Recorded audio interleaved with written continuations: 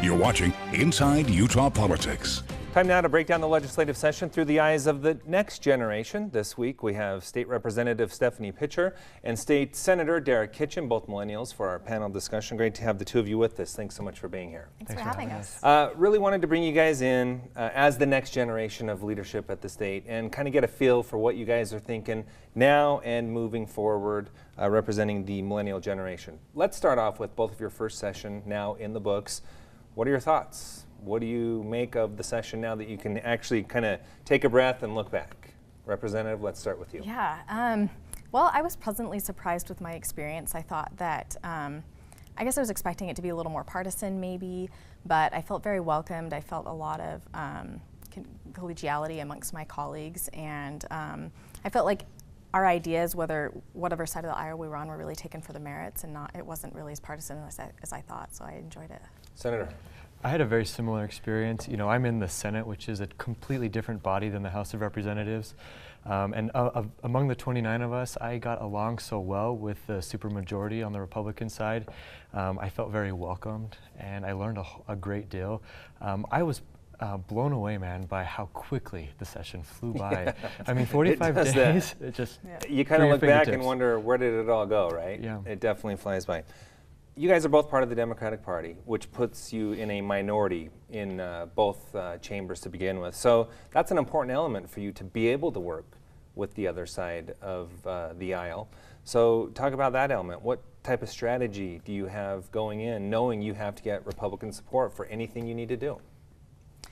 Well, for me, I can say that I was very selective this year with regards to the bills that I ran. I mostly ran issues that I was familiar with kind of in a professional capacity. I work as a prosecutor, and I'm really interested in issues involving criminal justice reform. And so, like I said, I tried to be selective with the issues that I took, things that I think needed attention, that could be bipartisan, and that I felt like the body could get behind. And I think that in doing that, my hope is that I earned some credibility for myself, and that along the way I was also building a good reputation so that my colleagues could see that, despite my party, we can talk about good issues. Mm-hmm. Senator?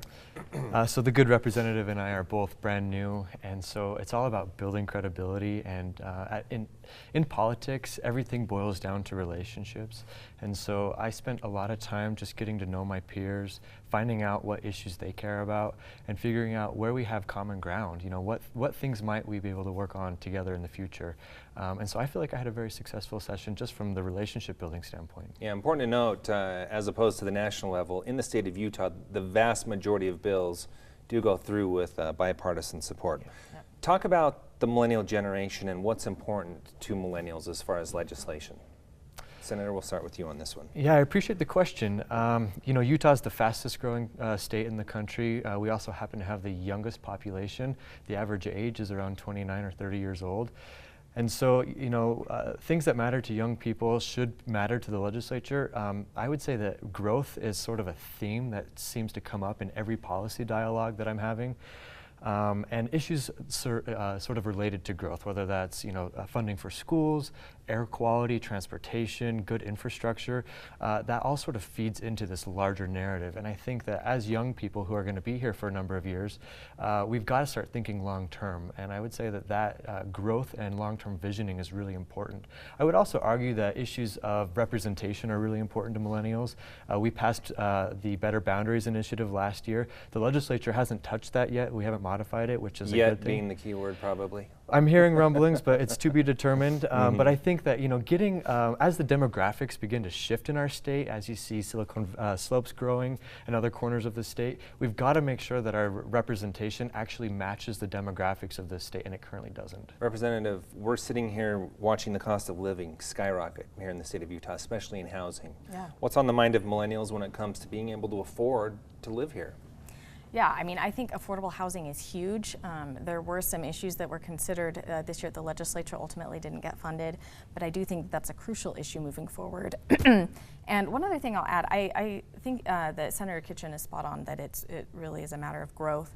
And I also think it's a matter of, as we're growing, the cost of living has changed.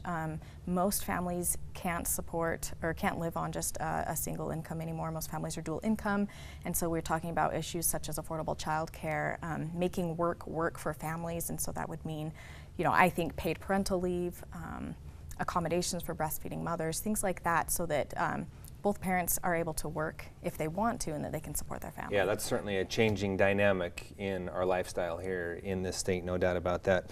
You guys have one session now behind you. You've talked about what you learned from that. So moving forward, what are your goals as far as representing on committees, future legislation? What's on your mind? I think, again, growth-related issues. I'd like to see more funding for schools naturally with our young population. I want to see if we can't work on some issues related to Medicaid. There's going to be some, lingering things that need to be tied up during the interim or during next session.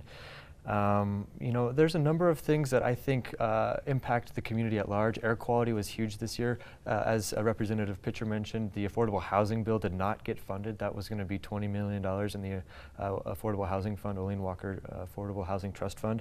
I'd like to see that get funded in the next session. And so during interim, I'm going to be working with some of my community members and advocates and getting some things lined up, as I'm sure Representative Pitcher will be as well. Are you guys satisfied with the role that you're able to play as far as committees that you landed on and any type of leadership role? I know you were on the leadership team in the Senate, but as far as committees, do you felt like you were satisfied with what role you were able to play there? Yeah. So I was assigned to both the Judiciary Committee and House Revenue and Taxation Committee, the former of which I have a little bit of experience just in my role as an attorney and a prosecutor, and so I saw a lot of really interesting kind of legal issues that I was able to help participate in and shape before it advanced to the House floor.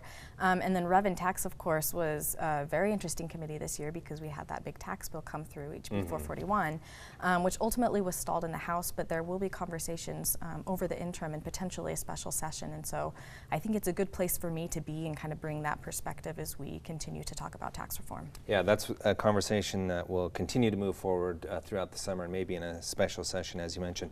You were able to serve on the leadership team in the Senate. Yeah, I was. So with leadership, I was able to serve on the Executive Appropriations Committee, which is, the biggest, the granddaddy of all committees, so to speak. It's the one that really controls the budget and we have a balanced budget amendment, so we have to make sure we have a balanced budget every year. And so that was a huge opportunity for me to learn how to balance this $19 billion budget that we have in the state of Utah, and so I learned a great deal there for sure. One last question for you guys. We have about a minute left, so 30 seconds each. Millennial involvement. You guys chose to get involved. You were elected to office. The millennials make up the largest generation in the state of Utah, yet they do not get involved in the political process. What's your pitch to them to get involved? Because if they did, they could change the landscape in our state. Yeah, absolutely. It's so crucial that young people get involved. I mean, I think that in my own experience, kind of working with a few other younger legislators in the House, I think that younger people in general are a little more open-minded, are willing to compromise. They just have a different perspective about the way that the needs of a younger generation, and so I hope that young people will see the importance of that and realize that they can get involved right now. Senator. Well, politics can be very intimidating, and so I would encourage anybody who's interested or at least paying attention to start by writing their representatives, engaging in city councils or school boards, and really just starting to understand the process, I think, will allow the community to have a better input long term. We just need people to vote at the end of the day. We have a really low participation rate overall, and I think that if we want to see our demographics fairly represented, we have to get out and vote. All right, we're going to have to end it on that note. Fascinating conversation. Appreciate having both of you here. Thanks for your time. Thanks Thank for you very having us. much. Stay with us. We'll be right back with more Inside Utah Politics right after the break.